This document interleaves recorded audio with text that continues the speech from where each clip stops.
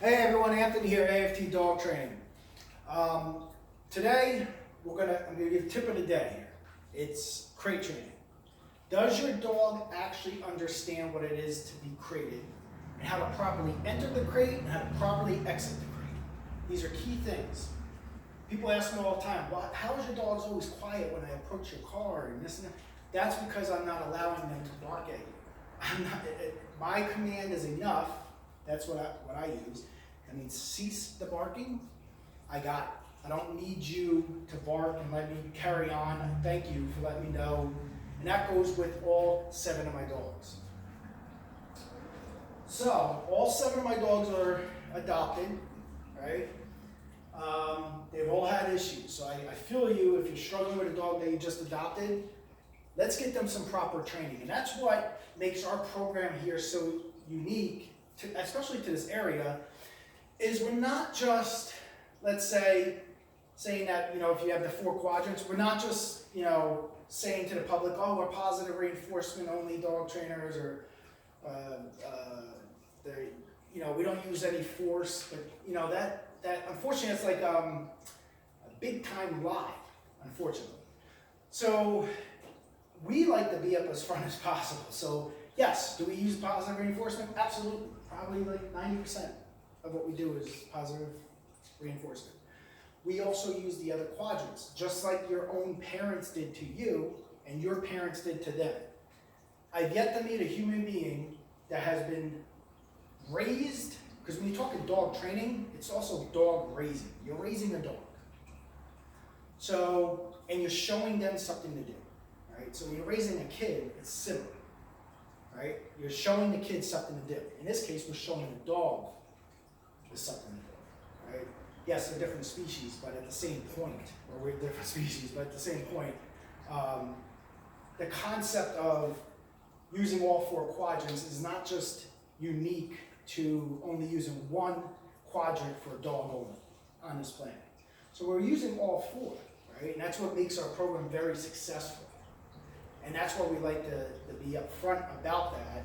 So we're not sitting there sugarcoating something where it's saying positive reinforcement and you see all of a sudden there's tension on the leash. Well, that just caused pain to the dog, it became tension. So why you say they are positive only when that is not true? Okay?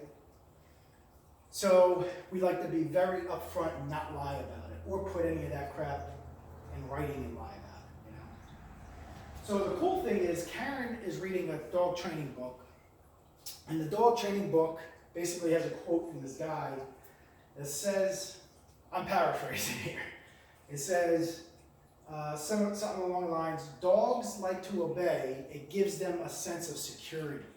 That is very true. So if you know that, and you brought your dog to us with struggling with other dogs, and you continue to do the program, and you don't give up on them, that is so true with my own pack, They love doing what I ask of them.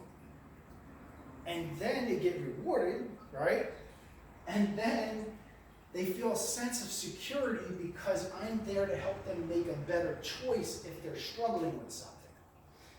So, I really like that book that Karen was reading.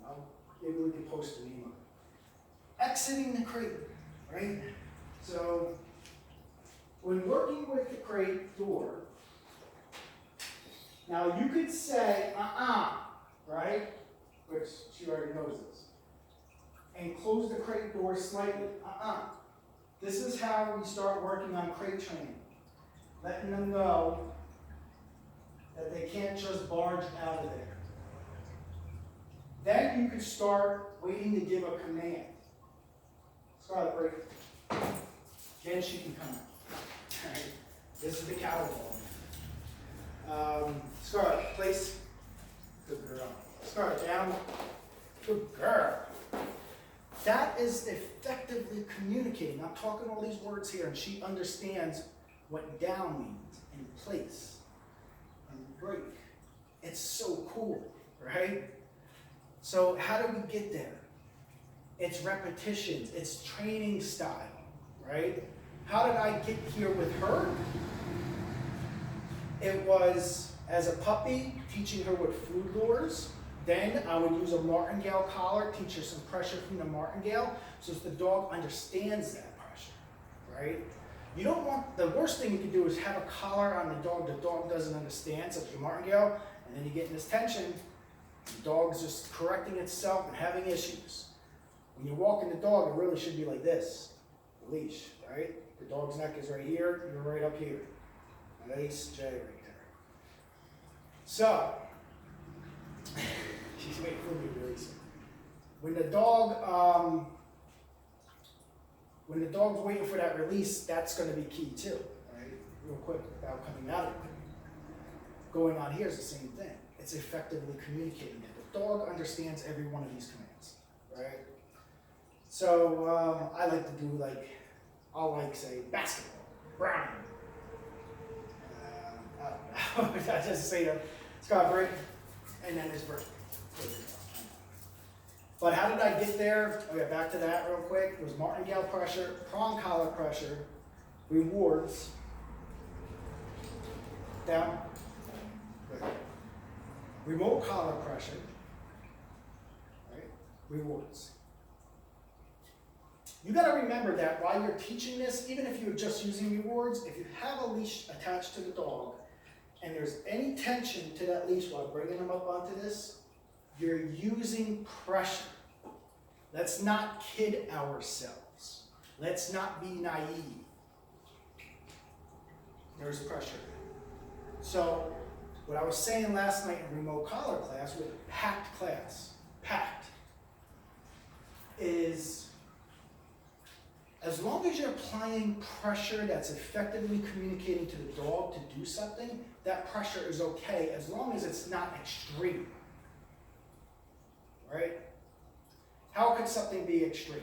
Well, say that chair, there's a chair over there.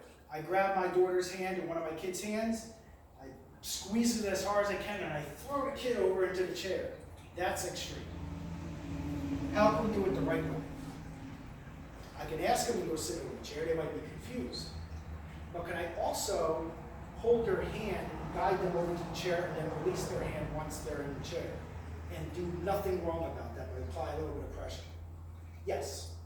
So that pressure there doesn't make anybody a child abuser for holding the hand and just asking them to sit over there.